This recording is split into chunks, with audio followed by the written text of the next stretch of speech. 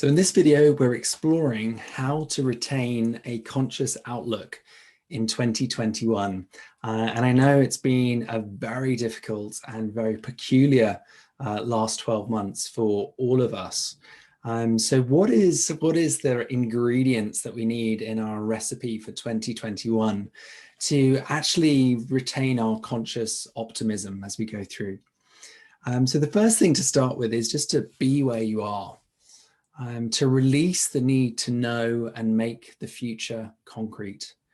It can be a very difficult thing to do when we enter into a shock or disruption. We tend to overthink, overplan, overworry. But the more we can stay centered in the here and now, have a direction of travel in terms of an intention where we're headed, but really bring the precision just to what's my next right step? What's my next right breath? Keeping it simple, keeping it close by and local. The second one is to be kind to yourself.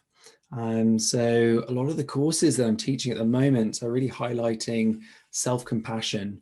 And it really is the cutting edge of the mindfulness movement at the moment. As we start to really understand how our internal experience of our day-to-day, moment-to-moment experience is often colored in quite a negative way by our own self-talk. And so being kind to ourselves, giving ourselves maybe a little bit more leeway, a little bit more time to do things, simply because everything is in flux, everything is changing, is a really important way just to retain a little bit of that conscious outlook.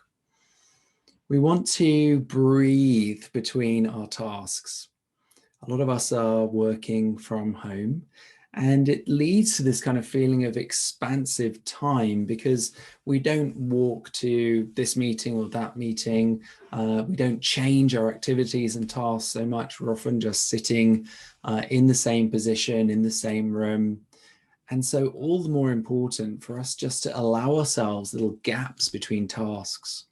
And to notice that the rhythm of your day when you're working from home can still have aspects of those variations, taking a walk in between tasks, having your lunch on a bench outside, all sorts of small ways in which we can start to feed in little activities that just keep the body moving, that keep the mind activated, that stop us feeling that sort of slump of, oh, I've just been here for 8 to 12 hours in the same room, in the same position.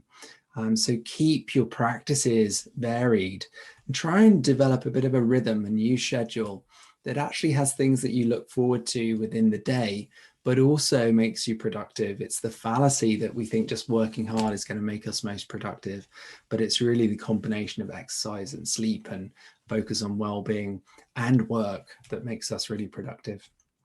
And finally, in these times, it's so important, we want to retain a conscious outlook, and it's a roller coaster at the moment, is to have a space of practice, whether your practice is mindfulness or yoga or sport or running, whatever your practice is that allows you to come home, come to center. We really want to be leaning on that practice, increasing our commitment to it during these